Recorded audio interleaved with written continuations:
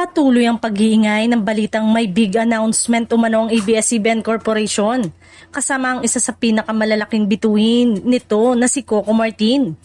Gayunpaman, hanggang sa kasalukuyan ay wala pa ring inilalabas na opisyal na detalye kung ano nga ba ang nilalaman ng naturang anunsyo, dahilan upang lalong uminit ang usapan sa social media.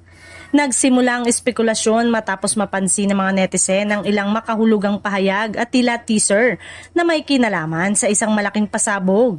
Dahil dito, marami ang nagtanong kung may bagong proyekto ba si Coco o may espesyal na kaganapan na inihahanda ang Kapamilya Network.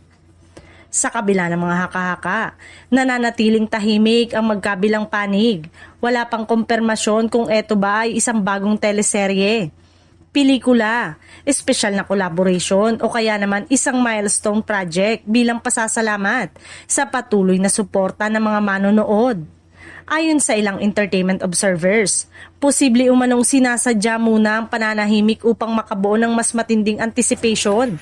Karaniwan na sa industriya ang ganitong estratehiya, ang pagbuo ng intriga bago tuluyang ibunyag ang buong detalye sa isang press conference o espesyal na event.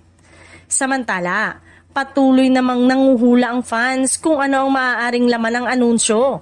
May ilan ang naniniwalang maaaring mas malaki ito kaysa sa karaniwang proyekto, lalo na't kilala si Coco sa pagbibigay ng kakaibang konsepto at mataas na kalidad ng production sa bawat kanyang ginagawa. Habang wala pang malinaw na clue, nananatiling mataas ang excitement ng publiko. Isang bagay na tiyak na anumang ihayag ng ABS-CBN at ni Coco ay siguradong magiging sentro ng usapan at aabangan ng mga tagahanga sa buong bansa.